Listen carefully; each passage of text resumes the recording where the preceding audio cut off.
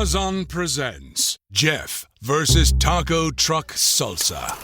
Whether it's Verde, Roja, or the orange one. For Jeff, trying any salsa is like playing Russian roulette with a flamethrower.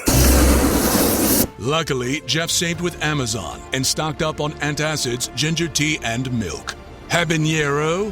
More like habanero, yes. Save the everyday with Amazon. Hi, I'm Dave Barnes. And I'm Jon McLaughlin. And welcome to Dadville. Dadville is a podcast where we talk about life, love, and the pursuit of awesome dadding. It's funny thoughts and deep talks. So please, enjoy your time here in Dadville and enjoy this episode with... McKittrick Simmons.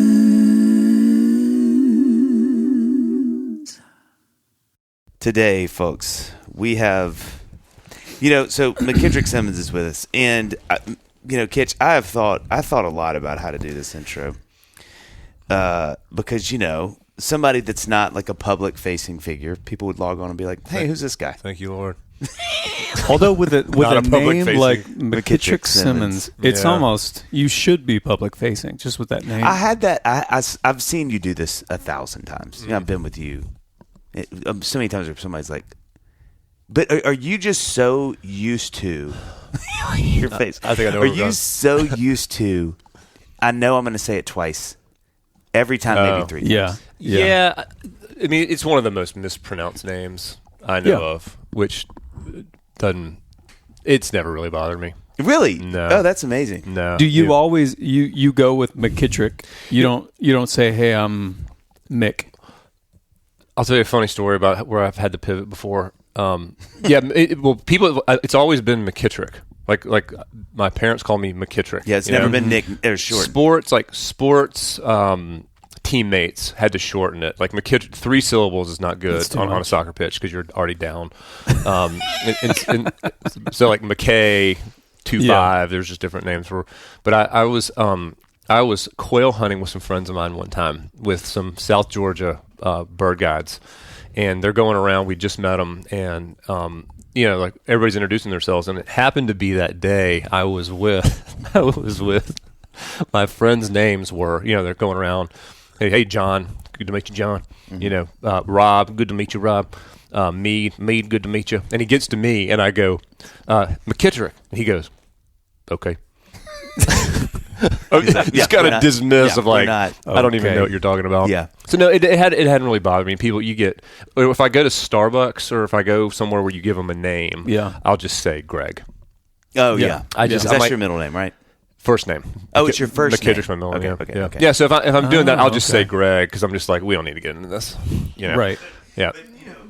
You've been here. You were here, Monday night, and then all day yesterday and today, and we've been. Which is how we do with every guest. Yeah, every guest stays with Dave. It's kind of we call it the VIP Dadville experience, and comes with a shirt which you've gotten. People listening need to understand something. McKittrick is probably the most interesting person that I know. So this interview could be 5 hours long if I let it, because it's just what question I want to ask that will shoot us off into just the universe of things. But would you quickly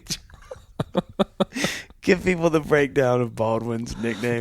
This is one of my favorites. So there's a guy, we'll talk about this in a second, but McKittrick lived with these guys in Atlanta before he got married.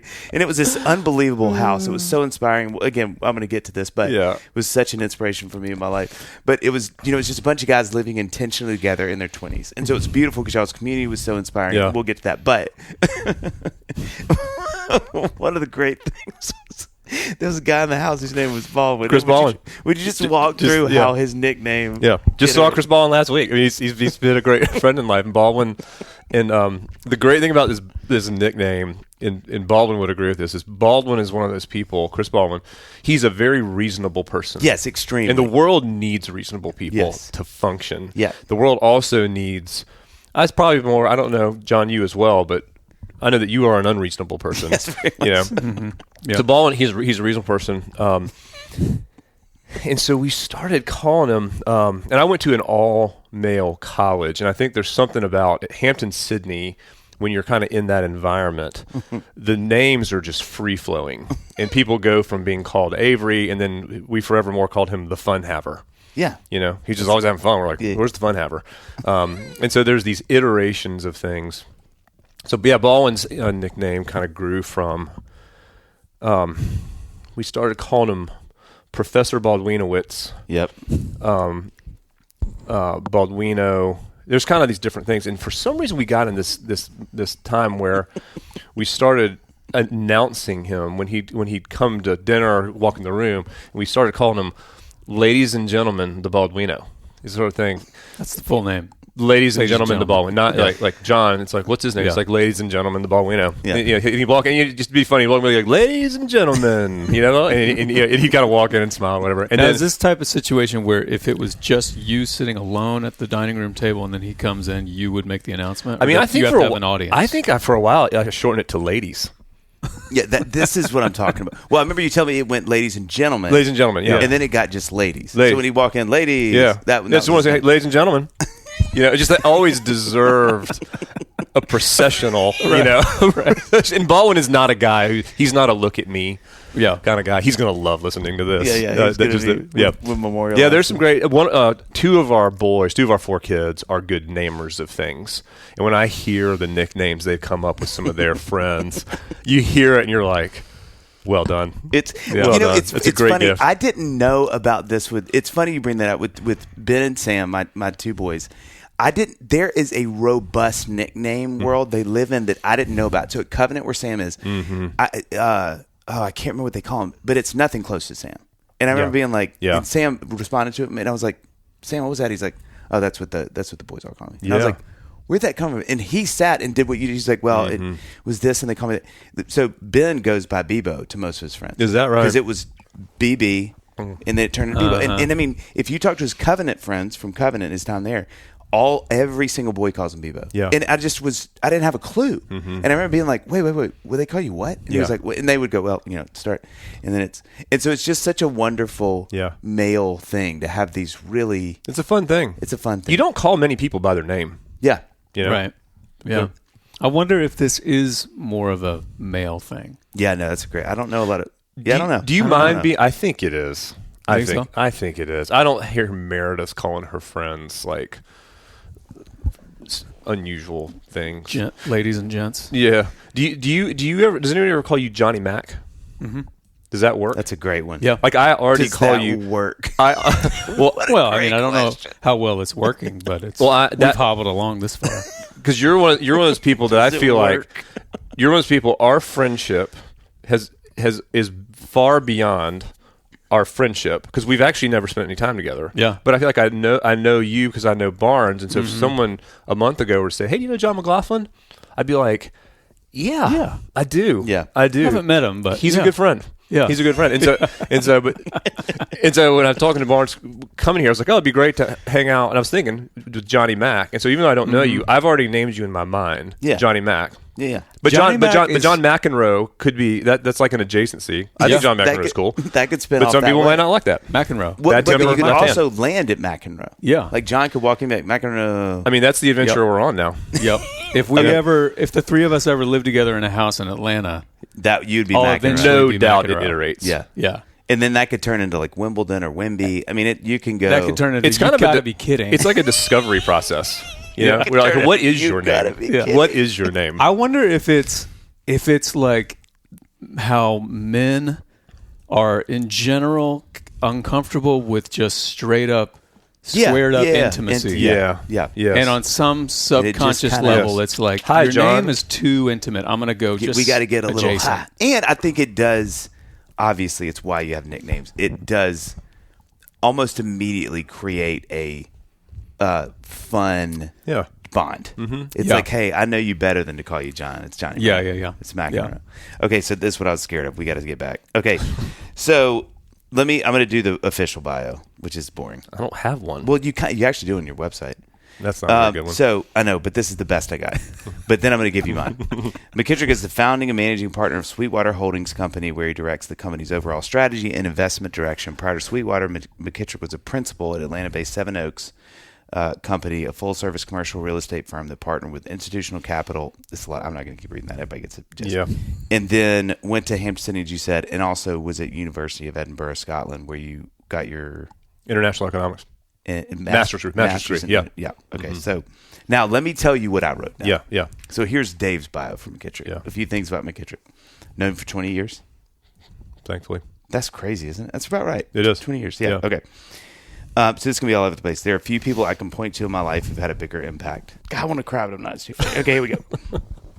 These are okay if you do. I knew I was going to do that, so I'm pulling out. He knows the most people of anyone I know across the most random sectors and sections of life. That is without competition. Yeah. There were 4 nationalities represented in your wedding party, which is crazy. What was it? The Prince of the Ivory Coast? What is his? No, he wasn't a prince. He was from his tribe. His father had been a big leader in his tribe in the Ivory Coast. Sure. Yeah. And who can't say that at their wedding party? Yeah. That's a comment. I know, John, you had that too. Well, at our reception, we had more of that, but the ceremony was smaller. I thought you were a prince, actually, John. Well, hey, thank you. Yeah. In his own way. You kind of look like you got a Prince Caspian. He does, look. right? Yeah, he's You got a hands talk more, Dave. Yeah. You have the handsomeness, do you? Okay. About most capacity of any human being I know. We talked about that this week. You and I hang out. Lives in Atlanta with his wife, married them, 4 kids. Cannot drink water from a bottle without first removing the label. This is one of my favorite things about you. Lily eccentric. Refuses to stand in a line of any kind. Oh gosh. Like, people think I'm joking, but if you're with McKittrick, you will watch him go. We're not standing. It's getting worse. It's getting worse. Okay. Yeah. Never owned a pair of jeans. Is this true? Yeah. Yeah. Never owned. That's true. Although Andrew Kent's made me wear a pair of his one time, which were too small and they were tight. Yeah. Well, that's most jeans. So I haven't bought one since. Yeah. Yep. Has spent 7 months traveling to 40 countries in your 20s. I love this. I asked him about this. Won his age group in a couple of small sprint length tries. Yeah, baby. And did a bunch of half Ironmans. Done the Leadville 100. Level 100. Wow. Yep.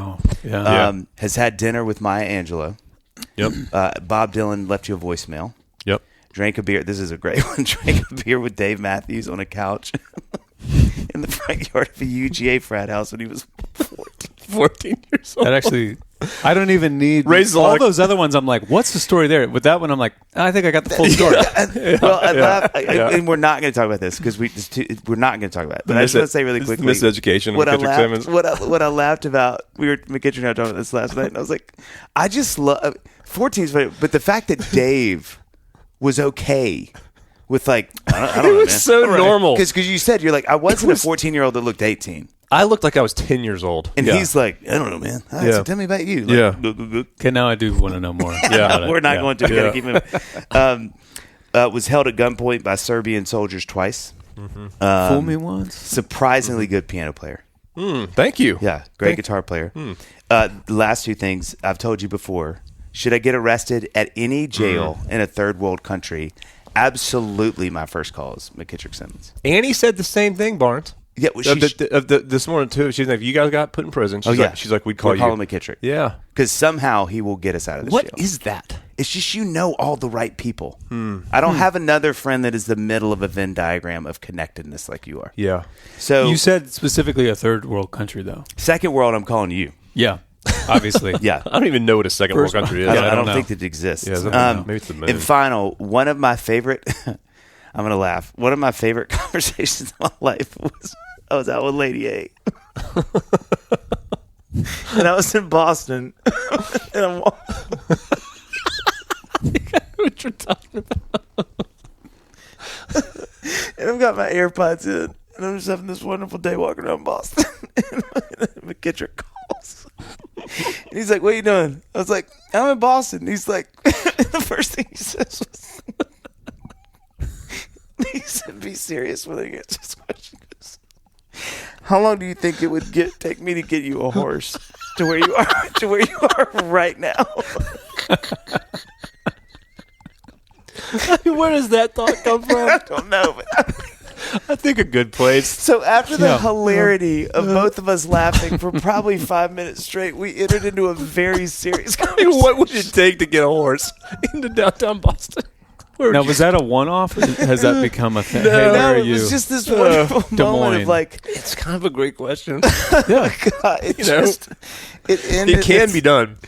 It can. I mean, it's got to be the peak of the most useless information that you could have. If you had like a weird knack, where like, oh, he's the guy who, no matter where you are, He just, not that he will actually get you the horse, but he knows how long it would take, hypothetically, if he were to get you one. There's two pieces of information that are compelling here. One, that he can get your horse, but more that he knows how long it would take to get you the horse. That's what we were trying to figure out. If you need the horse, he's not the guy. That's what we were trying to figure out. How long would it take?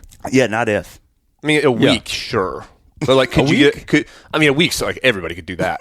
But how could you get? Well, like, could you get into a horse? Are we talking? That's a good. I mean, I think it's the horse you want to be able to ride fast. I think what like threw Paul me Revere the most in that conversation is you in like a minute succinctly said something, and I just remember being so floored by the fact that I was like, wow, you actually, because I think you said, well, I know they use horses in the police department. Yeah. And then you're like, and then I have a buddy who's in Boston who, yeah. And so he's like, I bet you, I think you said like 3 or 4 hours. It's like I think it's like it's kind of like a riddle. It's kind of like it's kind of like a riddle to solve. Okay. You know, like if you had the right number. I mean, I don't even know why that was interesting, but we did talk about that. I mean, it is. You just saw it. It is one. Well, of the this things, is definitely a male thing. Oh my gosh. Yeah. Could you imagine like Amy's friend calling her and be like, "Hey, what are you doing? Hey, how long do you think it takes me to get you a horse? Where are you right now? Oh, right. We're in 30A. How long?" She's like, "No, they would be talking about real life things." Yeah. How's your heart? Yeah. It's like, what about the horse? This is when like Annie's like, "Oh, how is McKittrick? You know, his son Kitch is how'd the tryout go?" And you're like, "Yeah, we didn't get to that." Can I tell you what he asked me? And I want to know what you think. Yeah. Well, what'd you talk about? I wonder if that's any of the reason Meredith wanted to marry me. Yeah. Like that thought process. You're like equestrian things? Not just horse adjacent? Hypothetical equestrian punctuality. Yeah. That's kind of your... I mean, isn't that creativity? Could that be the name of the episode? Hypothetical equestrian punctuality. This episode is sponsored by BetterHelp. You know, John, financial stress can affect us more than we realize. It's not just about our bank accounts. It can spill over into our mental health, our sleep, and even our relationships. Oh, yeah. I think most of us have had moments where money worries just felt overwhelming, you know? Whether it was trying to figure out bills, planning for unexpected expenses, or feeling like you're just behind. It can bring anxiety, shame, or just a sense of being stuck. That's where BetterHelp comes in. Therapy isn't about financial advice. It's about helping manage the stress and anxiety that comes with it. BetterHelp can help you unpack your relationship with money, build coping strategies, and feel less alone in the process. BetterHelp works with fully licensed therapists in the U.S., and they do the initial matching for you. A short questionnaire identifies your needs and preferences so you can focus on your therapy goals. If you're not happy with your match, just switch at any time. With over 30,000 therapists, that's fun alliteration there, and more than 6 million people served globally, BetterHelp is the world's largest online therapy platform. It works too. Average ratings for live sessions are 4.9 out of 5 stars from over 1.7 million client reviews. When life feels overwhelming, therapy can help. Sign up and get 10% off at betterhelp.com/dadville. That's BetterHelp, betterhelp.com/dadville.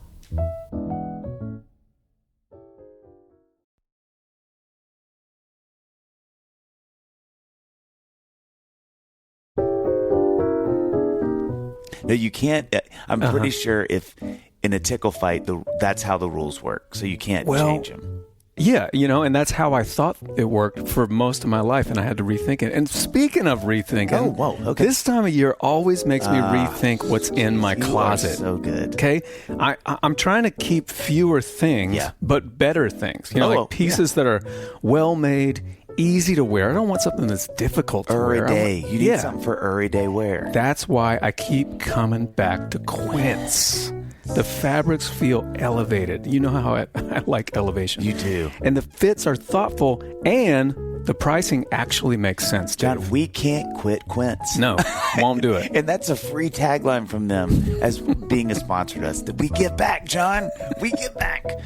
Quince makes high-quality, everyday essentials using premium materials like 100% European linen and their insanely soft flow knit activewear. So soft, it's insane. It's great. You run faster. You don't run faster. The men's linen pants and shirts are lightweight, breathable, and comfortable. The perfect layer for spring. Listen, I'll tell you what, Dave. Please. Their linen pants have become my go-to. 2, and that's with a number 2, just to kind of make it edgy. Okay. They're breathable, comfortable, and look more polished than I expected. Yeah. You know? And the price? Yeah. Way less than I thought quality linen would cost. You're going to laugh Dave. at the price, guys. I Yeah, don't you'll think they're crack going to up. stay afloat, this company. They're giving away. They're just giving away their merchandise. The Quick. Get it quick. It is. Now, I'm going to tell you about it right now so you can go get it. The Flownet Activewear is awesome, too. Moisture wicking, anti-odor, and soft enough that you want to wear it every day. If that's not crazy enough, what's crazier is how much money you're going to save. You'll be annoyed at how much money You'll buy have. new properties. Yeah. Their prices are 50 to 60% less than similar brands. Quince works directly with ethical factories and cuts out the middleman. So you're paying for quality, not brand markup. Everything is designed to last. Refresh your wardrobe with Quince. Go to quince.com/Dadville for free shipping and 365-day returns. That's a full Now- calendar year. Would you let me finish, John? I'm Now, so excited. Everybody's clawing. They want the information. Now available in Canada, too, okay? So go to QUINCE.com/Dadville for free shipping and 365-day returns. That's a full calendar year. Quince.com/Dadville. Okay, so here, this is going to be maybe the hardest Thank you left for turn. that intro, Barnes. You're welcome. Thank you. We just wrapped up the intro. That's the intro. This is Can gonna I be- just add one more thing? I just want Please, people please. to know. Obviously, you guys have been friends for a long time. You, McKittrick, you are the number one name that I have heard. I've never heard a name more and not met the person. Yeah. Like, kind of like you were saying, like by the time we met yesterday. Would you have said that we were friends? Someone Yeah, said- I've Yeah. heard your name so many times Yeah. that I feel like I've never met this human being, but Yeah. I feel like I have like a full picture. Can I give you the downside of having a 3-syllable name? Yep. When you have a 3-syllable name, It's hard to cheer. well, it's easy to remember. It's a memorable name, and I am better remembering.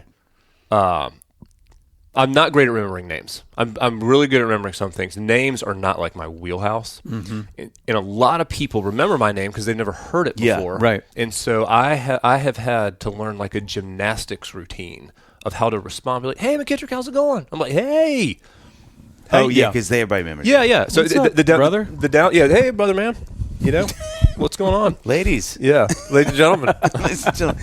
Well, you're also a very memorable person. Okay, so this will be, I want to preface everybody, this is going to be the hardest left-hand turn in the history of Dadville. Okay. Because I've just cried laughing, and we're about to enter a really heavy question. But I think to jump off, and I warned you. So, Yeah. But before I get there, you so people know a little more, you grew up in Atlanta. You have 4 sisters who are younger than you. Yep. You're the oldest of 5. Yep. And I just thought, and I warned you this, but I thought as people are getting to know you in this episode, because I feel like sometimes when we bring in people that, aren't public facing or whatever, it's like I want to make sure people know, hey, this is why we thought this would be a great conversation. Yeah. But because you've got 100 of these touch points in your life because it's such a fascinating life you lead. But I think one of the things, especially I think about Dadville, that's so pertinent to your story, but also is such a great thing just to hear you talk about because you have so much wisdom around this, is that is your dad's death at the age that he died. And I would say too, just the way it happened, how old you guys were. Can you kind of walk us a little bit through that? Yes. Just what that, I mean, because as you said, that, and obviously this would be true, but that's a huge part of your story. Big time. And it informed so much of your life. I mean, it in the most backwards thought I think I could have ever anticipated. I mean, I would say it actually is one of the things that I've really benefited from it. There's been a big benefit over time from it. Although I would change it. Right. If I could change one thing, I'd change that. Of course, yeah. Was it Richard Rohr who coined terrible blessing? I don't know. I think it was Richard Rohr. The terrible blessings. Well, yeah. Well, gosh, I feel like I should take a deep breath just like to get in that space because you can. I know. I told you it's a hard left turn. Well, you can tell stories of loss and tragedy. You can talk through the facts, very factually, but it's actually a deeply emotional. You can also weep, especially with tragic things. So and John, I don't know if you know this or not. The story was, I was 12 years old, 4 younger sisters. Dad was my best friend, coached my soccer teams. Amazing dad. I mean, just like as far as dads go, like, franchise player. He was really amazing. Greg Simmons was his name. And he died because we have our family, mom and dad had bought a farm in Highlands. And 3 of my 4 sisters and I went on a hike with him. And we hiked up this thing called Statula Falls. And while we were hiking, it was during a drought that summer, and he grabbed onto a big branch, like a tree, that broke. And he fell down like a 300-foot waterfall. Yeah. And it's like, gosh, thinking of this conversation, it's like important to remember. I mean, it was just such an awful moment. It was a really tragic thing. I was 12. So just like that, he's gone. And so that experience, that experience did really shape my life. I mean, I think that moment actually shaped my life, like that actual moment. And then I haven't seen him since. So just to be a 12-year-old kid or to be a middle school boy, to be in high school and just to not have a father, it continues to shape my life. I still think about my dad all the time. Yeah. I really do. I think about him all the time. And how old was he? I think he was 41. He was 41 or 43, so he was young. Yeah. He was in the prime, from what I'm told, he was in the prime of being Greg Simmons. He was a beloved person, very dynamic guy. And it's amazing. I mean, one of the things I'm so grateful for is I did have the benefit of having a father for 12 years. Yeah. So I actually got a lot. I mean, 12, our youngest, Kitch, is getting ready to turn 11. Mm-hmm. And so the idea that Kitch wouldn't get to know me after that is just, I'm like, oh, gosh. Yeah. And your youngest sister was how old at the time? 2. She was 2. So the girls were like 7 to 2, basically. So young. Yeah. So my mom was a widow, 5 kids, and she's like 41 years old. But having a dad that I admired and felt loved by for 12 years, I would say in some ways I feel like I was dealt a better hand than other friends I know who have had fathers their whole life. Yeah. And it's just kind of been a curveball. Yeah. So with the benefit of time, I realized I got a lot in 12 years. What did that next month, 6 months, year look like for you? It's kind of a blur. Yeah. I mean, I feel like the grieving period just takes you into low battery mode. I just think your spirit, your nervous system, you just kind of go into almost like a hibernation state because you're in so much pain. Mm-hmm. You're in so much pain. But that's also how that's really how I met the Lord. And mom and dad were like dynamic people, generous. Dad's speaking at Young Life camps. He's a big business guy. So like I grew up in a family that going to church and faith was definitely, like as a kid, you're like, sure, it looks good to me. I mean, right. You're just kind of, if you guys say so. But that was a real moment for my relationship with the Lord. I was so mad. Mm-hmm. Just as a 12-year-old, like dad was like the best. Yeah. Why would you take one of the good ones? Yeah. I just could not understand of all, in a 12-year-old's black and white mind. You're like, there's a lot of bad people out there. Why would you take one of the good ones? Mm-hmm. So I was really angry, very angry. And that was the first step. And what the Lord told me, and this is one of those things, I think this is probably true for all of everybody's faith is so mysterious, because it's so singular. It's just so singular of like your connection and how you connect with the eternal is so specific to you. Mm-hmm. I'm sure there's things that we have in common, but like you're very singular. There's only one Jon McLaughlin, your experience in life. And so what the Lord told me, I was at my dad's grave there by myself. I'm growing up real fast at that moment. And he really told me he loved me. I was asking these questions of why, and the thing he came back with, he still has not answered a lot of those questions, honestly. Yeah. But what he did tell me is that I love you. And I just felt, it's hard to describe because it sounds kind of crazy, but I just felt the presence of the Lord. I really felt the presence of the Lord. And it's kind of like in that, since that time, that is either enough for me, and sometimes it's felt like it's not enough. They have all these questions. Why does this happen? I need to understand. That's not fair, and I've kind of spun off into other things, and it's kind of like he's never answered a ton of those questions for me, but he has been very present. Yeah. And I've kind of bobbed and weaved of whether his presence was enough for me. Sometimes like, I don't know if that's enough. Were there men that stepped in? Big time. Yeah. One of the, my parents had a great community of friends who really showed up. My dad's brothers, my uncles, people in our church. And so there's a lot of older men who were friends of my dad. I think it's what my friends would do. If something happened to me, I think my friends would rally. Just like taking me to breakfast, taking me to Braves games. I mean, I don't remember a single thing we talked about, but they were present. Yeah, right.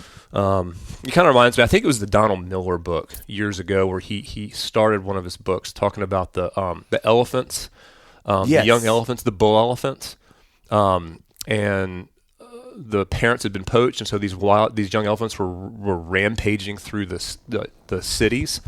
So they picked them up and transported them by helicopter back out into the savannah, and then the herd kind of went around them. And I think it said that the bull elephants kind of slapped them around a little bit, just like literally like with their tusks, and like pulled them into the pack. And then those orphan bull elephants then were part of the family again. I was like, that's the hope we have in the world, because not everybody gets great parents. But you don't have to have the best mother and father in order to fully develop into who you're supposed to be. So even if you get dealt a tough hand with your parents, like, not all hope is lost. And friends and uncles and mentors can really fill in the gaps and teach you the things that you want to know. So how wasn't there some crazy Ravi Zacharias connection? There was, which I know later in his life. His life ended in a tough way. Yeah, Ravi. I wrote a letter. I wrote a letter to some friends of my parents. I remember writing it at my desk. I think it was that summer, and they're still friends of ours. In fact, the place we're having my 50th birthday party, John Wheeland. Oh, that's them. That letter was to John Wheeland. Wow. Yeah. And so I wrote John C. Wheeland a letter, and it was basically about thanking them for being such great friends. I'd seen what great friends they'd been to my mother, and I was thanking them for being such great friends. Wow, 12, that's a pretty mature thing to do. I know. It totally made sense to me. I couldn't tell you why. But yeah, I wrote it, and they were very moved by it. And in the letter, I was writing about why I thought Dad died. I was like, I think we're all asking a lot of questions of like, how did this happen? Why did this happen? And I think I knew. I was like, I think I know why this happened. And so I was writing this letter just as and they were so moved by it, they shared it with my mom, and then somehow my grandmother, I think, saw it. Fran Simmons, who you want to talk about like the eighth wonder of the world. She was like a force of nature. So somehow it got to Ravi. They were friends. They supported Ravi's ministry. Ravi somehow saw that letter and was so moved by what I was talking about as a father. I was writing about my father, and then I was talking about the Heavenly Father, of how the Heavenly Father really cares about. Like in the Scriptures, he calls out fatherless children. He talks about widows and orphans, fatherless children. And that's that in the world, he pays a special attention to those situations, those struggles. So he was very moved by it, and came to our house one day. He just came by. We were sitting. I remember Mom's like, this guy Ravi Zacharias is coming. I was like 12 or 13 years old. So I was like, okay, she's like, he wants to talk to you. So we went and sat on the back porch. She's like, hey, I read your letter, and man, I was so moved by the depth of what you were talking about a relationship with a father, of like just how core a father is. And I wanted to ask your permission if I could use your letter in my next book. Jeez. I was like, you're like, sure, sure, charge royalties. Let's talk numbers. Let's talk. Let's talk about that. That work.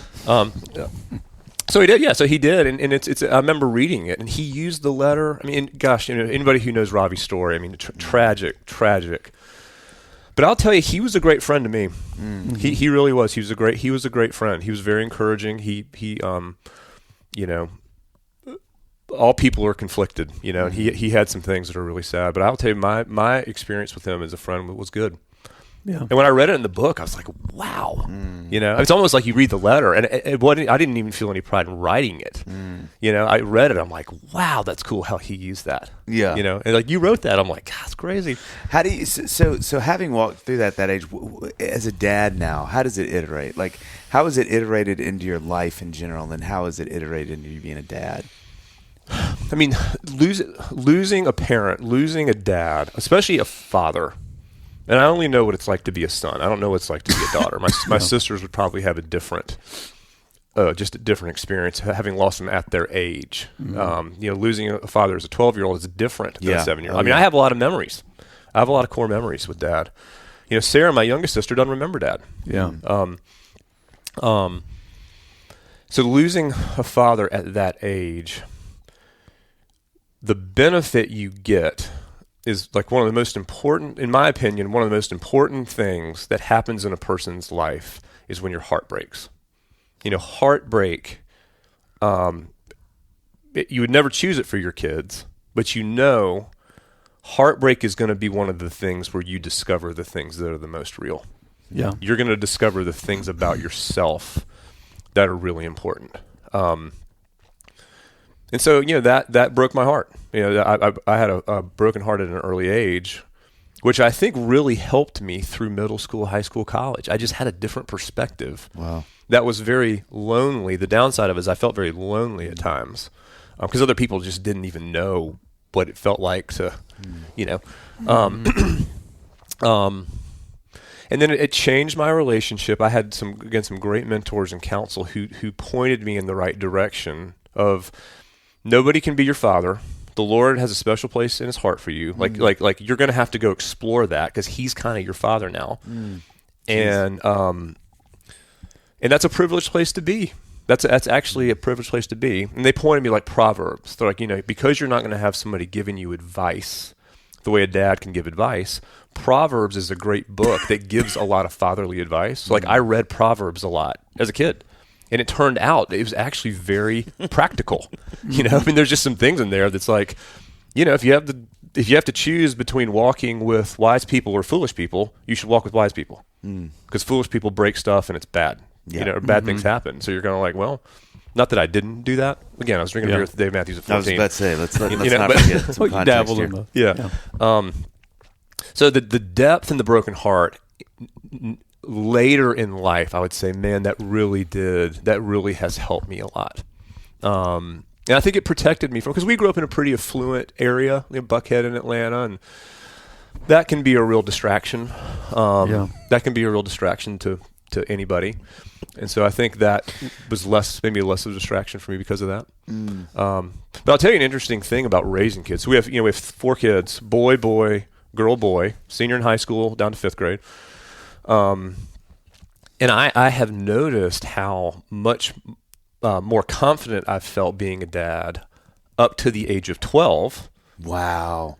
And then after they got to the age of 12, I really felt like, gosh, I don't have a reference point. Yeah. It felt very uncomfortable of like, I was never a 15-year-old boy with a dad. So I've told Greg, our oldest, who I've told Greg many times where I'm like, Greg, I just kind of offer kind of like a permanent apology that you are such a beta test for us. Yeah. Everything we're doing with you is the first time. And it's kind of, a lot of it's an educated guess. And I bet that we're going to look back on some things and you're going to be like, gosh, you guys got this wrong. I'm like, we did. I'm like, and I just don't know what it was like. He's a senior in high school now. So like, it's like, that's a whole different thing. And I just don't know what it's like to have a dad in your life when you're 17 years old. So I have definitely felt that gap. What was it like when you reached the age that your dad was when he died? I remember we talked about that. Gosh. You and I talked about that. I am shocked how much of an impact it had on me. But a similar thing, that I felt like I had a roadmap. Because I would say of all, I have known and know some truly great men. I mean, faithful, generous, God, just the kind of people you're like, man, it's so good these kind of people are in the world, you know. And of all the men that I have admired, Dad is the number one. Yeah, I'd say if someone says who's the greatest man you ever know, by far Dad. Yeah, by far. Now I knew him as a 12-year-old, so I never even got to the age where you might have like conflict. I'm sure, right, as a teenager and a college kid, we would have had our issues or whatever. Yeah. I just never got to that point. I was like, he was a soccer coach. I'd score goals. We'd high five. You know, go get a Frosty and pretty great. You know, get a Big Mac and life's good. You know, So, but just the roadmap of Dad's life. When I got to his age, I did not know how much of my life I had modeled after him. Mm-hmm. You know, I mean, almost to like the letter. And the number, you know, I'd really paid attention to stuff. And when I got to that place, and I had always had a goal. I mean, I had always had a goal that I wanted to exceed Dad in different things. I feel this with my boys, where it's sort of baked in. It's kind of baked in. Of like, I mean, I know Greg and Thatcher and Kitch. I mean, I don't. This probably isn't as applicable to Bailey or our daughter. I think that they love me, and I'm a fixture in the sky for them. You know, I'm a presence, and they also want to take me down. Yeah, you know, they want to take me down. And Meredith, I don't know if Meredith agrees with this, but I've told her, I'm like, you know, one of the things about Greg and Thatcher now, especially, I'm like, you know, they want to kill me. You know, we've got a great dynamic, but I'm like, they want to take me, they want to beat me, they want to see it, and I'm like, and I want them to beat me, but I'm not going to let them beat. Like, they got to beat me fair and square. It's got to be true. Yeah, fair and square. Yeah, you play chess. You know, if we play chess, I'm not going to let you win. Yeah. So with Dad, I think I had that. I'm like, I admire him so much, and I kind of want to beat him. You know. So when I got to that point in life, and I felt like I had gotten to and exceeded maybe that goal I had, it felt like the map ran out. You know, it's like if you have those topographic maps, you know, and you're kind of I feel like I got, and it just became a blank page, and it was very disorienting. And you weren't expecting that. Caught me totally off guard. Yeah. So I'd say I'd say it's been kind of a disorienting time in some ways since then. There's been all kinds of great things that have happened. I turn 50 next month. And so since that time, I can now look back on it and say, you know, there was a real touch point there that was kind of a starting of an unwinding of things that I didn't know was unwinding. But now that I look back, I'm like, I think I did feel like, all right, you kind of have to get a new lens to understand the world. Yeah. Because, you know, you were made to be, you know, you're made to be you. And then you got to figure out what that means. And that's why I literally just started singing "The Hills Are Alive" with the Sound of Music. Oh my gosh! Yeah, and you looked gorgeous in that dress Thank too. You so much. You got a lot of grass stains.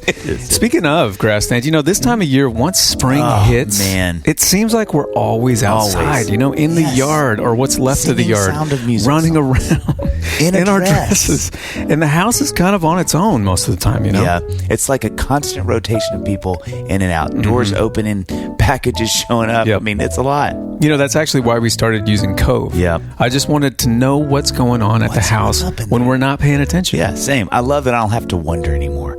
I know. If something you could wander now. Yeah. Stop your wondering and get to wandering with Cove, guys.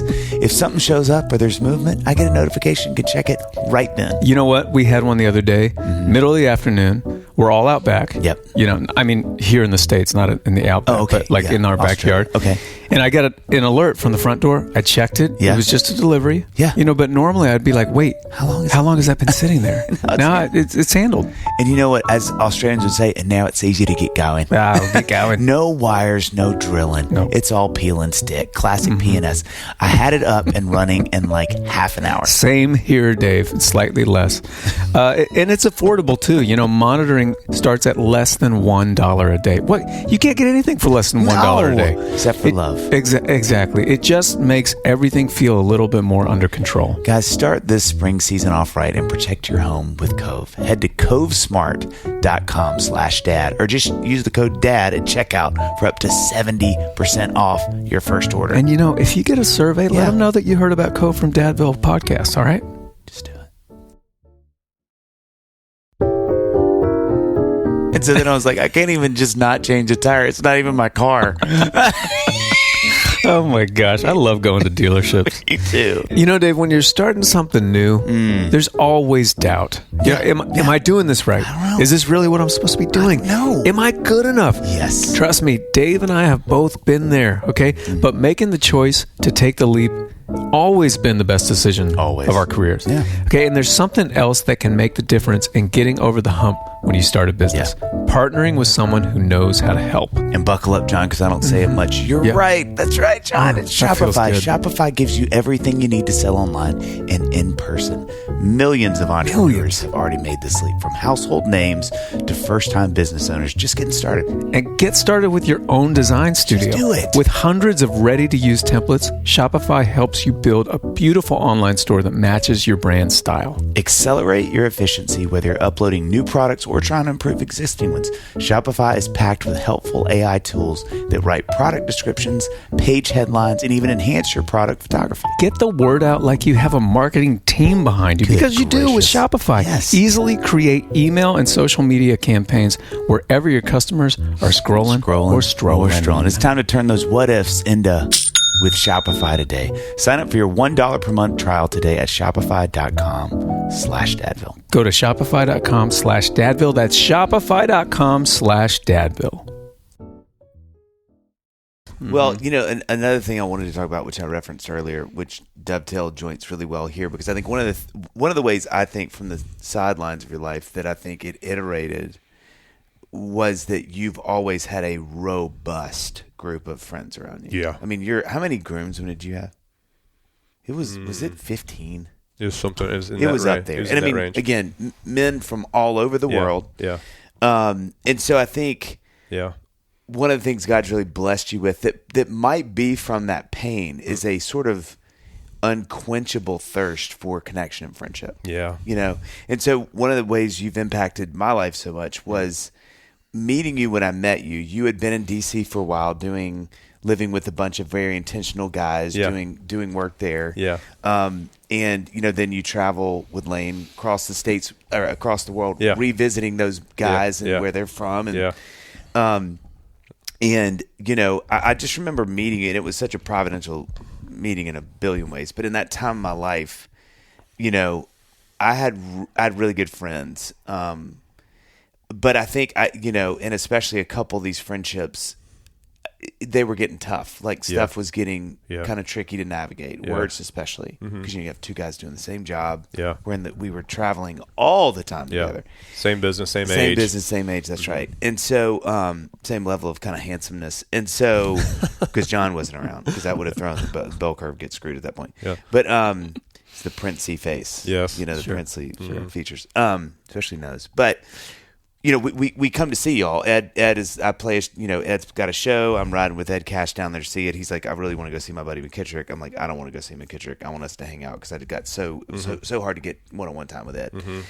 But he's like, we're going to see this guy. I meet y'all. Y'all are living in kind of was it round one of the kind of hang at that point, because y'all hadn't yet moved over to West Paces Fair. We were living in Virginia Highlands. Yeah. Like two good buddies. Yeah. But we were thinking about, gosh, it'd be fun if we could get a bigger house With more guys. And before we all get married, if we could have like 8 of us living together. Yeah. Like we were thinking and praying about that. We didn't know what we were. But you had done that. You had been in DC doing that. Yep. So anyway, we meet. As we get to know each other, you know, me and Wirtz start coming when we're in Atlanta. We just come stay with y'all at this house. Yeah. Now this is round 2, Yeah. where it's like, how many guys were living there? I think it was like 8 or 9. Yeah. Yeah, it's a lot of guys. Yeah. I had never seen intentional male friendship. Yeah. I mean, you guys were a parade Yeah. of these guys who were wonderful, really, you know, just good guys. Yes. Choosing to share deep, intimate things, encouraging each other, challenging each other. You guys were out in the community doing things. And it was just phenomenal. But not just that. And I think the thing that was Such a fun time. such a fun time. So many but, memories. But when Wirtz and I kind of had our inaugural kind of conversation with y'all, where everybody was sitting at this table. Yeah. And we're eating with y'all, and it just kind of the mood shifted, and all of a sudden, one of your superpowers is question asking. I mean, you are probably the most wonderful, annoying question asker I know. But if you spend any time with you, you're going to get asked a lot of questions. True. And so you guys, which was so new to me, and just the me monster was like, would love that. Yeah. I'm like, well, ask me all the questions you want. I've got, but so we're not sitting there, and like one of the first questions happens, like, do you remember what you asked? I feel like you brought it up the other day. I think I remember we were talking about y'all's businesses or just your tours or whatever, and I think we talked about, do you guys ever resent each other? Which, can you imagine that question as a 20 you're best friends, 2-year-old? But sometimes your shows are probably bigger than his, or it's not always equal. And so how's that Wertz feel? and I, in our own hearts, had just these little crock pots that are, the lids are just barely staying on. Yeah. And you have this group of guys that we really liked and respected who are a couple of years older going, hey, I think we should talk about this. And it revolutionized Wertz and I's friendship in so many phenomenal ways. I mean, hard initially, but all of a sudden we had this verbiage to go, hey, we should probably talk about this. Yeah. And our friendship just exploded. Yeah. But then it was like taking this into the rest of my life, which I have ever since. Yeah. Which is like, there's this terranean level of friendship I didn't have access to. Yeah. That I feel like you guys were like, hey, if you want to do this, you can actually have these really robust friendships that are very vulnerable. Yeah. And it's hard, but it's so life-giving. It's freeing. It's like everything's on the table. You're not doing that weird thing where you're like, oh, I wonder if he thinks this or whatever. Yeah. And it was life-changing for me. Yeah. And you were kind of like the tutor of that for me. I mean, I feel like you were the first person that I was around that was like, hey, like... Because we were just a little ahead of you guys in life. I mean, at that age, if you're 5 years older, the difference between a 27-year-old and a 22-year-old is a lot. There's a lot of maturity that happens in that But again, window. you especially had sort of done that so much in D.C. You had really sat at the foot of some really wise people going, hey, you group of guys live in this house.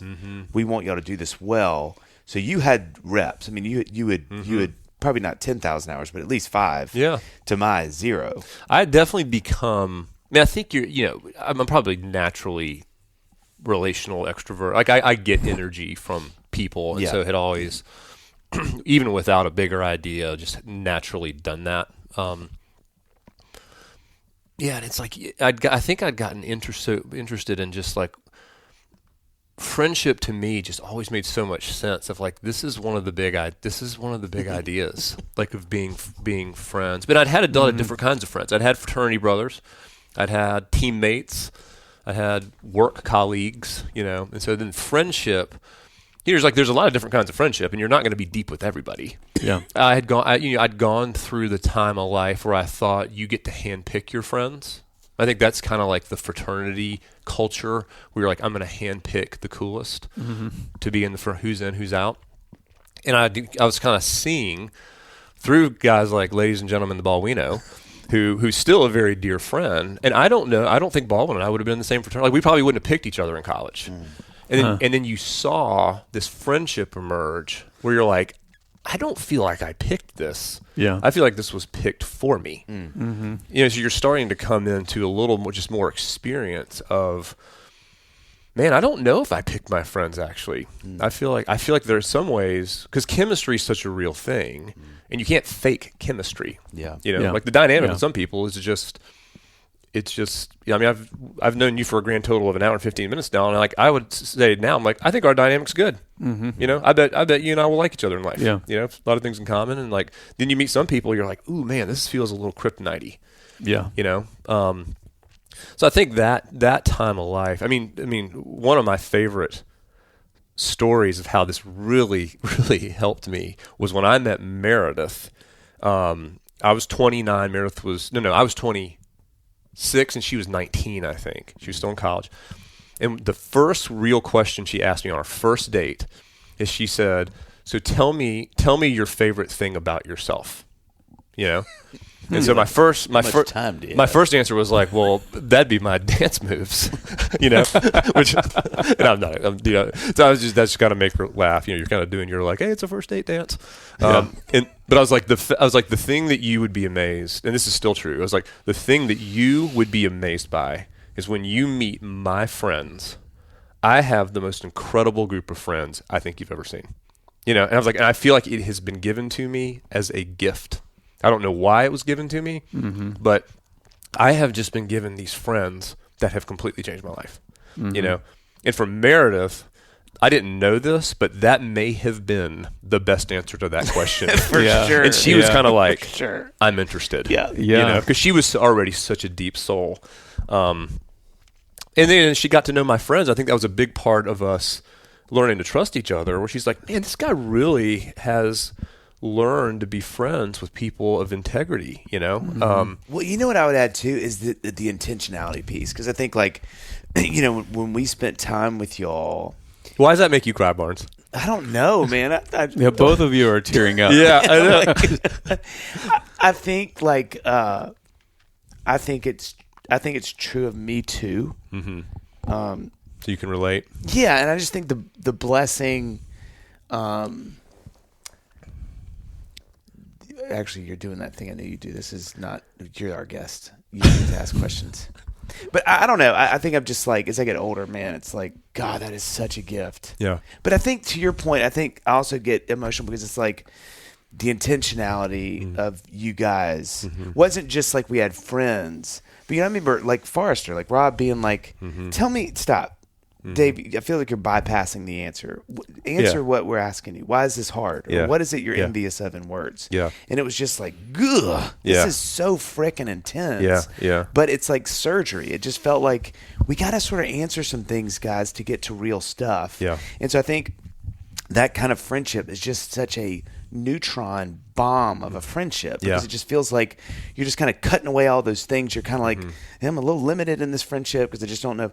But to sit with you guys and have these people that were like, hey, one, we're doing this. You need to understand before we ask you questions, we're doing this. Yeah. So this isn't and ask me back. Yeah, ask me back. Yeah. Ask You're not me back. walking. Yeah. This isn't a one-way thing. Yeah. Like we're doing this too. So we're just kind of inviting y'all into questions we ask each other. Yeah. And so I think like that was something that was so potent, was just realizing like, man, there's this intentionality piece that's so intense. It's because, I mean, I'm like, I still get to hang out. There's a group. There's a Thursday morning group comes to our house that has been this like surprisingly wonderful, consistent thing that started with some guys who are, I don't think you know many of these guys, but Andrew Burns, Todd Edstrom. There's this group of guys who mostly went to Clemson, moved to Atlanta, and we're saying, and we went to breakfast, and they're like, we heard that you guys grew a lot in your 20s. And they're like, it seems like your 20s can go either direction. That can be a real purgatory time of just lost in space, or it can be a real, jump start. And they basically asked me, how do you grow in your 20s? I was like, I remember at that breakfast saying, I don't know exactly. I'll tell you one thing I think makes a big difference. And I don't understand why this works. I do think it works. I don't know if it's for everybody. I think reading the scriptures consistently can really help you. Just keep in your head, because there's thoughts in the scriptures that you will not hear anywhere else in the world. Reading Genesis, reading Proverbs, the New Testament, take your pick.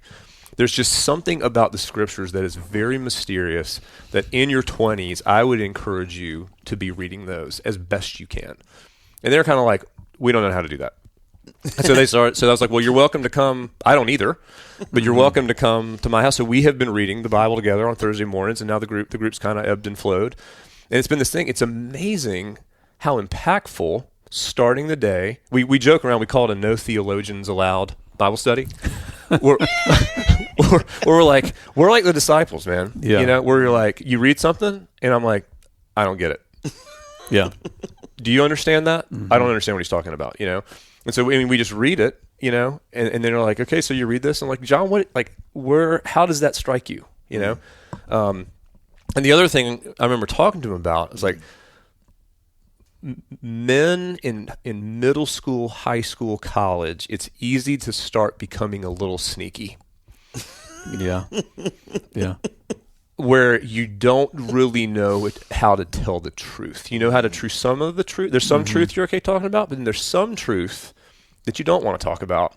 It's like friendships can be a great way of like, can we work on trying to tell the truth? So like, how are you doing with this? Like, what decisions are you making? And when you first, I think when you first start doing that, it is kind of awkward because you're all kind of like complicit in each other's shadow world. That's such a good way to say that. You know, of like you got some shadow stuff, I got some shadow stuff. We're in agreement. Mm-hmm. Let's just come back out here into these things. And it's like, but the shadow stuff is always what causes the problems. Right. That is the thing. The secrets are the things that take down everybody. Yeah. And I'm interested if y'all have had this experience in your marriages or your friendships now, where I look back on those. That house that we lived in we called it the Valley. It was Paces Valley Road in Atlanta. And I look back at how we were learning to be friends. Of like, all right, you know, the model of friendship is like friendship. I think could be something that could be really powerful for our lives, but you kind of have to work at it. You know, you can work to be a better friend. You can learn to be a better friend. And some of the things, the ways we did it, I actually wouldn't do it I don't do it that way anymore. You know, it's just so much trial and error. Yeah. But the experience was, I think if your heart and your spirit is in the right place, you can do it wrong and it's still right. Mm-hmm. You can act, but if your spirit is in the wrong place, you might be doing all of the right things. Yeah. And then it just doesn't get escape velocity. It just doesn't go. It just doesn't go. It's not like we had a lot of good intentions, like we want to grow. And you know, at that age in your 20s, it's a little more like, let's walk in the light and it's a little more Fight Clubby. Yeah. You know, in conversations, you know, where I'm like, I don't have a need to do that stuff anymore. Yeah. But I think our hearts were in a good place. And so it's more about it's like in marriage, it's more about being on the same page than being right. Well, you just said to me that I'm so glad you just said that. I think you enunciated probably what felt like rocket fuel to me from being around y'all. It was like a two-part thought. One, we really think we shouldn't have secrets. Yeah. And two, we think everybody feels this way. So it sort of like takes so much power from it. Yeah. And I think as a guy, I mean, Lord knows at 47, I still feel this way. I'm still struggling with this. But man, in your 20s, where you're really starting to kind of go like, who am I? What kind of pieces of land am I pulling together here? Do I got some stuff? What do I have? Is it good? Am I potent in the world? Can I do, you're just kind of, there's just all these things I'm shoving under the bed because I'm like, oh, people don't even know that. And I think for y'all, and still I live by this credo. I want to be well acquainted with my sins. Yes. And I want my friends to be acquainted with them. I do not want to walk through my life with my little backpack of stuff that nobody knows about. And it's almost become a point of weird pride for me. Like, I want to be the guy that people can go, hey, can we have a hard conversation about something? Yeah. And me go, absolutely. Yeah. And I assume this is about me. Yeah. And now I'm not going to enjoy it. Yeah. I'm not a masochist, but if I learned anything in my 20s, it was that this probably actually ends up good. And you just said that really well. Like, whatever the intent, if our intent is to somehow get to truth and be known more, may get a little weird in the middle, but like I want you to know I'm a safe place to have a hard conversation, because if I got any reps in my 20s, it was just kind of knowing like, sometimes it's Fight Club, sometimes it's beautiful and you cry together. But if our intent is just to be known more and to be free of these secrets in our friendship, like I'm on that. I want to do that. And I think that was something y'all exhibited so beautifully that still, I mean, that is a mantra of my life. You had a buddy this week, we kind of had to have a hard conversation. I could hear him going, because it was about me. And I was like, hey man, can I start with something? You won't say something that will make me not want to be your friend. Yeah. I've probably heard somebody say what you're going to say to me. And I'm not saying I'm going to enjoy this, but I really want to be someone that you don't have to be scared that you're going to say something that makes me go, how dare you say that? Or, I didn't know that about me. Yeah. I'm not trying to defend the realm. I'm like, there's no. Well, it's such a paradox that the thing we all want the most. Like, we all want to be known. That is also the thing we are the most scared of, So I think the second trait that, Dave, you described your group, McKittrick, as having is a little more slippery. Like, to know that you want to be known, but the second thing being that everybody feels this way. Yeah. That, to me, when you say that, I'm like, man, that is not how I saw the world in my 20s. Yeah. I don't know if that's how I saw the world in my 30s. I believe it as an idea in my 40s, but it's my default is that I don't know that everybody has this thing, and I don't think this tiny little 1% that I don't want to say, Right. But every time it doesn't make any sense, because if you look at the track record, it's every time you tell those secrets, it's met with at worst compassion, and most of the time Me too. Me too. I understand. Well, Yeah. and I think, I would not have been able to get where I've been, even the little bit of footsteps I've taken to that world. It'll take me 1,000 years to get good at it. But I'm at least acquainted with it enough, the language of it enough, that I can understand. I can kind of get my way around in that city, because I'm like, I don't know if I can speak it back to you, but I definitely kind of know what you're saying. I'm at least that familiar with this sort of idea, is that I had to see y'all do it. Yeah. There was no way Yeah. for me to go, oh, this ideal, this vulnerability, this like, let's keep our secrets out. Let's, I needed to see like, y'all do that. Yeah. Okay. And then you would see y'all do that. Yeah. Like, hey, and I was like, man, they really are in on this. Well, it's like, you think about the people you're friends with. I mean, we've all helped each other so much at different times, as you're kind of rotating around the light side of the moon to the dark side of the moon in friendships, where you can be a reference point, where when you were having a big issue with one of your best friends, that I remember years ago when we talked about it. In fact, just this week when I drove, I came up a day early because my best friend growing up, Andrew Kentz, was in Atlanta on Sunday night for a meeting on Monday, and he was driving back to Nashville. I'm like, oh, I'll just drive with you. I'll just come up on Monday night and hang out yesterday. And so on the drive Monday night, Kentz and I have been really good friends since we were 13 years old, know. And in that car ride on Monday night, we were having the conversation where he was asking about, I've had a lot of growth over the last 18 months. It's been very uncomfortable, but great too. He was asking me about it, and we were having the conversation. I was asking him, I'm like, all right, do you know right now the frontier in your life that you know you need to go, but you don't want to go?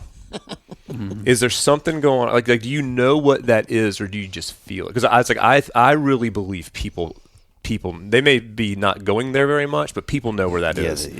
Yeah. And then he was like, I do. And I was like, what is it? And then he started talking to me. He's like, it's this, and I've known this about him for a long time. So I wasn't like surprised, but I didn't know what he'd say. And so then he just starts talking to me about that, and he's like, well, what about you? I was like, oh, I know exactly what it is, And I'm like, here's what I'm thinking about it. I really think there's a real freedom to unlock, and I think these are the things I need to be doing to move into that space. I'm kind of ready to go into that space. And that conversation for us started in our 20s, where you're first learning of like how to be like, like, I want to be a good friend to you. Like, how do it's a question. It's really a question for the Lord. It was like, how do we be friends? I'm thinking about this with my sisters right now. Why did you make us siblings? Why did you make us this? Like, what are we supposed to learn out of this in our marriages? Like, what is it that Meredith and what's available to us? Why did you give us these kids? Just kind of like a curiosity of like, I'm not totally sure why you gave us these kids, but man, there seems to be a lot here. So like, what is it that we could be learning about each other? And you just hold it a little more like, well, like I don't know. Like, I don't know. Like, I know, like Meredith and I feel like I feel like we're doing a good job as parents because we're committed and we're all in. We do love our children, but I feel like we swing and miss on things all the time. It doesn't seem to be having too negative of an impact. And I would have thought that like, oh man, we swung and missed on that. It's like, it hadn't worked out to be that big of a deal. Yeah. So I think the spirit is pretty good. Yeah. Well, the thing I think that my takeaway, and I think you and Kent's have this, it literally feels like to me you just add 100 new words to your lexicon emotionally. It's like you, in ways to relate to a friend. And so some of my friendship, appropriately, we have 50 words, and it's great, and that's where it needs to be. Yeah. We both, that's just where our life is, whatever. But man, I have some friends where we have like 5,000, and that's only because through vulnerability and transparency, you just get this whole other thing. You go, oh man, we can laugh about Tommy Boy. We can talk about Arsenal. We can talk about like, hey, I don't think I'm doing a great job as a dad, and I feel like I'm failing. Or, man, I made a terrible decision last night, and I just need to tell you. Yeah. Because I need to get it out. Yeah. And all of a sudden, it's weird. Those things all feel the same.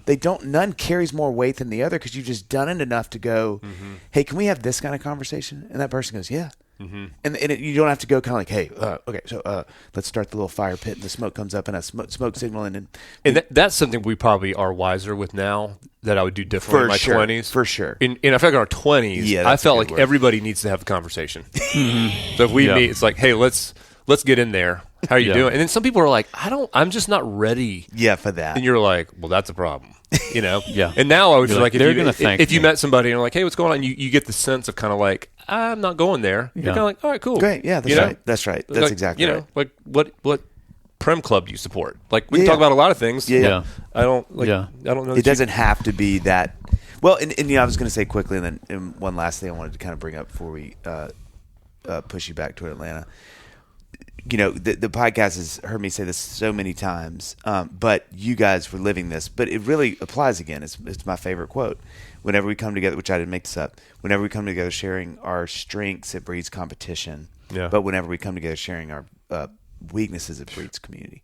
And I think y'all were just law of gravity, man. It is. That's how it works. But it was you guys were the billboard sign that flashed for the first time for me with that. It was like, wow, these guys. Yeah. And I think you mentioned this earlier, John. It was also on display, this idea that like, man, even the person that starts that conversation, arms crossed, going, nope. You just start seeing like as people start dropping that person's like, hey, can I say something? And you're like, oh, your arms are uncrossed, and you're leaning on the. I had this thing happen the other day, and I was so embarrassed by it. Or I feel this shame around this piece, and then everybody's like, well, tell us about it. And you're like, whoa, because it's just, man, vulnerability in that space, in a safe space, is just like so powerful. So here's the thing, you Kate, last thing I wanted to circle back to. And I had a million ways that I thought, like, how do we, because I could, there's so many fun things we could talk about. But as we were walking with Annie earlier, you brought this up, and I was like, this is a great place. This is a great place to land. We went and got coffee, and the three of us were just kind of chatting, and you said something. I thought, man, that would be, and this doesn't need to be. Hear me saying, I'm not going to ask you this for you to necessarily divulge, but I just think as an ideal, it's a fascinating thought. You said, like the age of imitation for me is over at 50. And it's time to be myself. What is that? Is that a 50-year-old thing? Is that something where you're kind of like, man, as I think about, which you've referenced through this conversation a couple times, but as I think about the future, you talk about with Kent's, like, what's the frontier you look at, and you're sort of sitting on the horse, and you're like, well, we can either head on back to the ranch, or, man, I just know it's out there, it's wild, but I just feel this pull toward it. Yeah, what's the adventure? What's the adventure? Where does the adventure go? And when you say the imitate, I just loved your thought. As you were telling Annie, I was like, man, I love that I get to hear this conversation because you just so well articulated. Would you just kind of speak to that for a second? And this is a little, I don't know how women work because I'm not one, but I just think for men, they'll probably resonate with this idea that, in our up to our 40s, we're just doing a lot of imitating. Yeah. And now you don't feel it. I'd just love to hear you kind of land the plane with that. Yeah, I think about that of when I think about the adventure that I want to be on. A lot of times I think about it like, what is the adventure Meredith really wanted to be on? Like when we fell in love and got married, I've had some things of like, I want to go after this. And she's like, okay, if you want to, and then there's things where there's an adventure of like, this is an adventure that really, and she's kind of like, this is the adventure I want to be on. And she's got a great inner compass for things like that. I don't know exactly what the adventure looks like for me. I mean, this is part of the discomfort I feel right now. I feel like a high risk youth a little bit, where I've had an interesting enough life. I think I probably could coast and just tell stories about the last 30 years. And that's not growth. So I don't want to do that. But when I think about my boys, I think it's true for Bailey too. You want your boys to grow up to where, people outside of me, outside of Meredith and I, they've got people in their world that they're gonna, all genius is imitation. That I think that is true. You're always taking little pieces from here and there. Yeah. Even things when you figure out the things you don't want to do. You have somebody you're paying attention to. You're like, ooh, don't do that. Yeah. So I have felt this change in the last probably 5 years, where a lot of the men in particular that I have really admired and taken notes from are literally just, they're dying, or they're fading. They're sunsetting. And so you just realize, like, those relations. It's not that they're not there. There's still a lot of people that I'm still kind of taking notes from. But that age of imitation to understand myself in the world, I think that chapter we're kind of in the sunset of that. And how old are you, John? 43. Yeah. So I think we're all kind of at this place where we were made to be ourselves, but you really have to learn how to be yourself. Mm-hmm. You have to learn to be yourself. And so I am feeling this kind of specific prompting of, like, I think you're ready to be yourself. You're ready to be yourself. Yeah. But I have, at the exact same time, for the last couple of years, I have felt more tired than ever of being myself. Of like, gosh, I feel like I have so much energy. I just wear myself out. And there are these patterns I have of, like, man, this is the way I roll. This is the way I operate. And I'm finding it a little exhausting. And so I've been trying to, like, reconcile this thing. I'm like, I think it's actually time for me to become one of those people and maybe be a generous person who's encouraging others. But I'm also feeling I feel like I'm running out of gas on being myself, at least the way I've understood it. And then the last year and a half, there's been a lot of growth in that, where I feel like today I have kind of I'm holding it a little differently, where I'm transitioning. I'm changing the way I think from, I used to be excited about having, like, 10-year good ideas. And now I'm like, I think I'm living really more one day at a time now. Like that, like, actually this moment of sitting in here with you guys is really, this is all I need. This is all, and this is great. This is great. Like, we are here together right now, and it's awesome. And so I'm like, gosh, am I getting short-sighted? It's like, well, what do you think you're going to be about 5 years from now? I'm like, I'm not really sure, actually. Yeah. So I think Richard Rohr, I think is the one who wrote about how God made us to be human. Like, being human is not something we need to apologize for. All that goes into being a human, including our foibles and just all the things that we don't do well.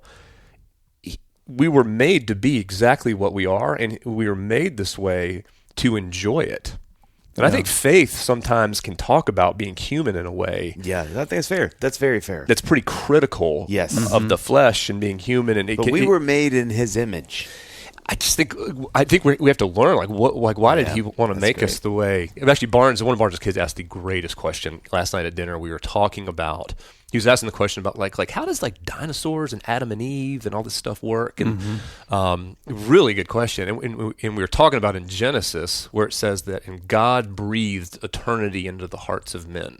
I think the Hebrew is neshama is the theological word, but at some point He breathed eternity into us, and so that's who we are. We're three men who do have eternity in our hearts, and so being human is actually what we are. And I'm coming into, like, this new frontier of seeing the world and like literally the world we live in, of starting to understand a little more the gift that we've been given. Are y'all buddies with what's the Sleeping at Last musician? Oh, Ryan? Yeah, Ryan. Y'all know him? Yeah. I don't know him. I think some of his poetry, his words are really, really profound. Yeah.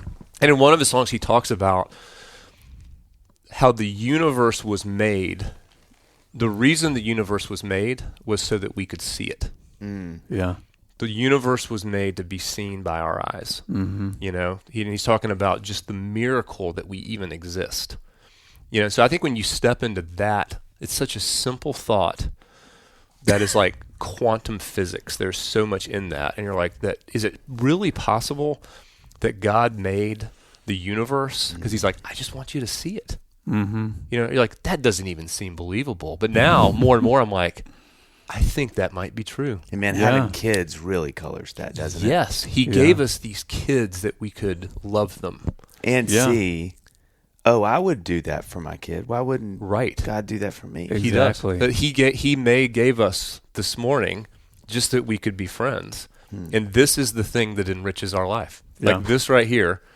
You know, and I wonder. Another funny thing. This is a little deeper than getting a horse into a city in Boston, but it's all the same. It's all the same. I wonder what parts of this world we will recognize in the next. Yeah, man. What goes with us? Yes.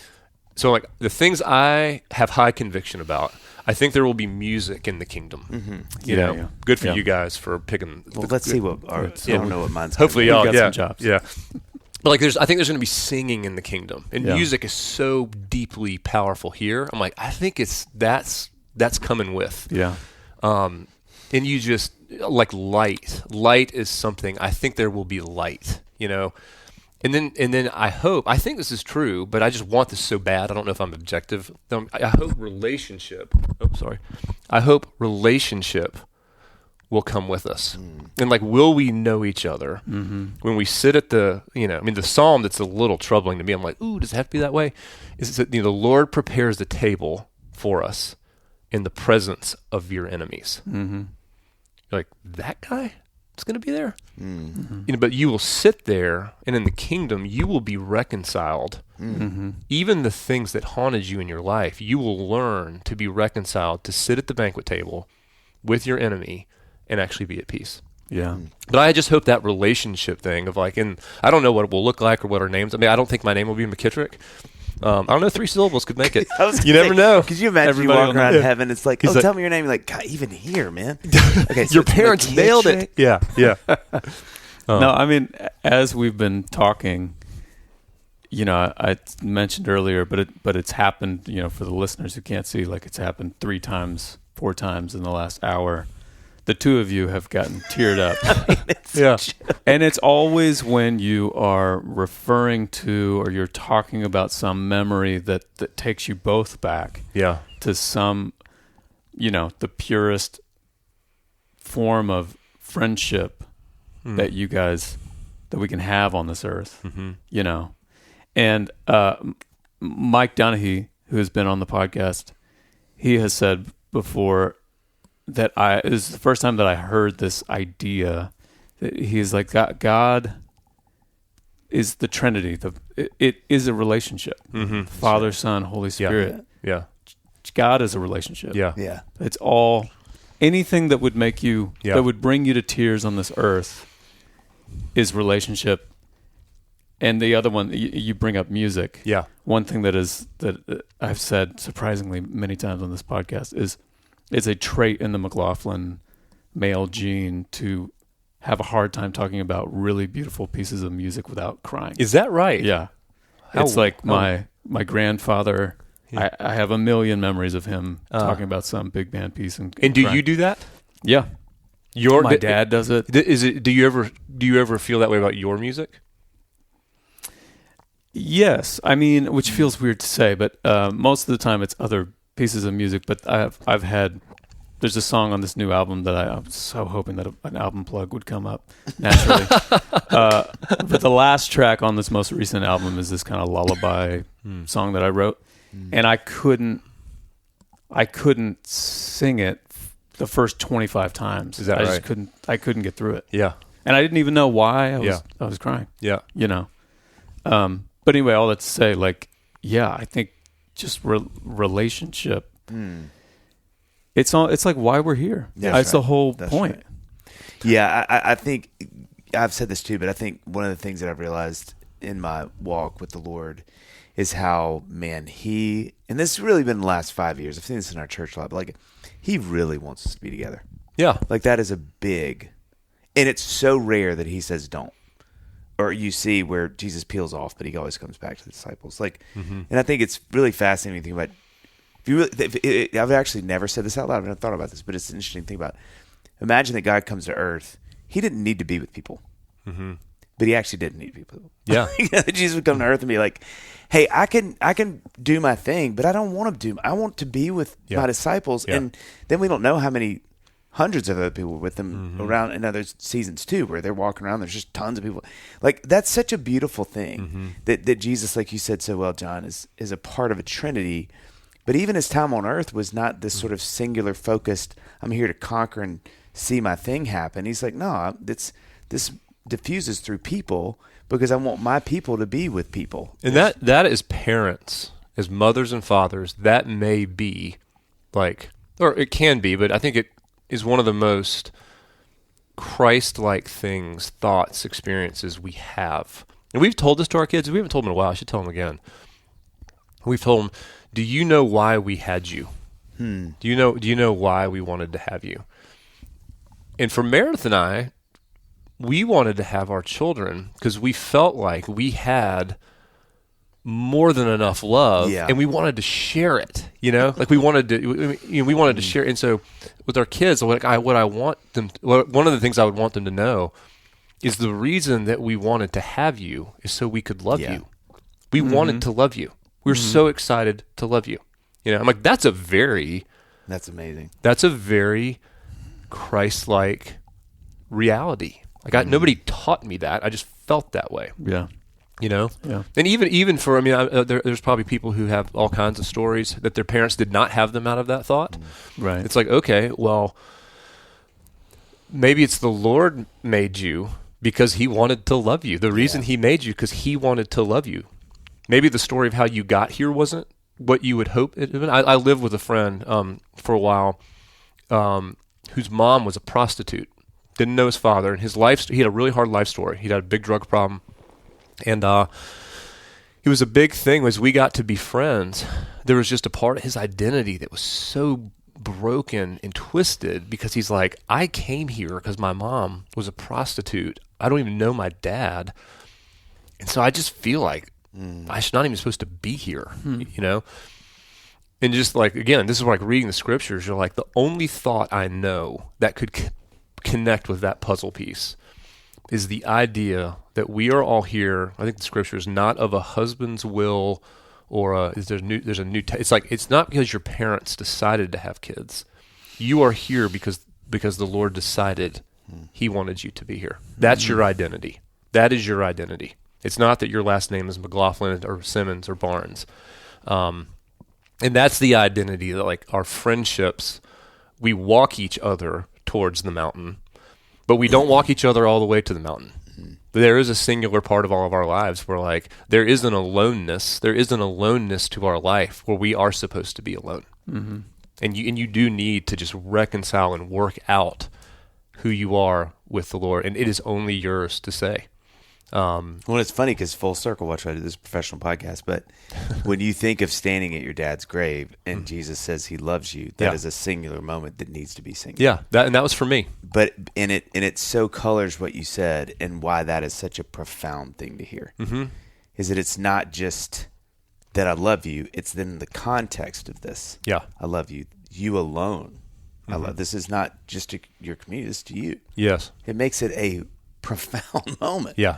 Yeah. Well, just to bear witness to each other. Yeah. It's like when you see the universe and you're like, dang, just for us to have, just that I've gotten to bear witness. Yeah. To all the iterations of Dave Barnes. Yeah. All the iterations, the bearing witness, that is one of the deepest places we'll go. I was telling Barnes, one of my best friends, Kent's and I's other best friend, John Hokut, we all turned 50 this year. Shout out to John. Johnny Chach. Another great nickname. Chach. I started calling him John. That's his nickname. I started calling him Chacho. He had a party, 50th birthday party, and his wife, Jennifer, asked Andrew and I to give a toast for his 50th birthday. And as I was thinking about that, I got very emotional thinking about Chach. Because, these are just the best. These are like, you talk about best friends you want, like, these guys are 5 stars. They're the best. And as I just thought, gosh, I have really borne witness to John's whole life.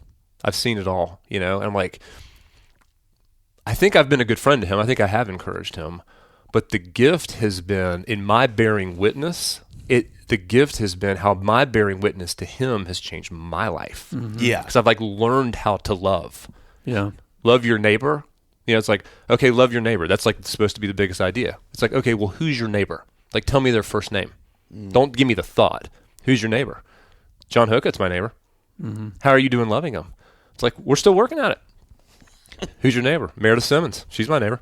You know, it's like as soon as you get into like on a first name basis, you're in the game. Yeah. Yeah. You know, It may be 3 syllables, but it's a first name. yeah. That's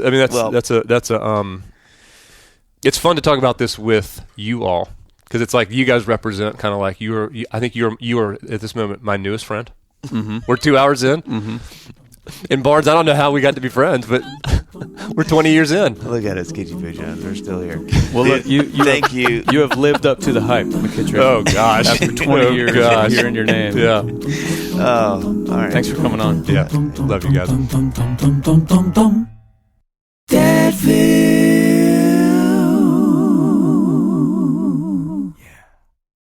Think Verizon is expensive? Think again. Anyone can bring their AT&T or T-Mobile bill to a Verizon store today and we'll give you a better deal. So bring us your bill. Walk in, run in, pogo stick in, teleport if you can. Ride on the back of a rollerblading yak or fly in on the wings of a majestic falcon. Any way you can, bring your AT&T or T-Mobile bill to a Verizon store today and we'll give you a better deal on the best network. Based on RootMetrics best overall mobile network performance, U.S. second half 2025. All rights reserved. Must provide very recent postpaid consumer mobile bill in the name of the person redeeming the deal. Additional terms, conditions, and restrictions apply. Every act of change begins with a neighbor. When neighbors connect through the Feeding America network, small actions ripple into lasting impact. Feeding America, led by neighbors. Give now to end hunger at feedingamerica.org.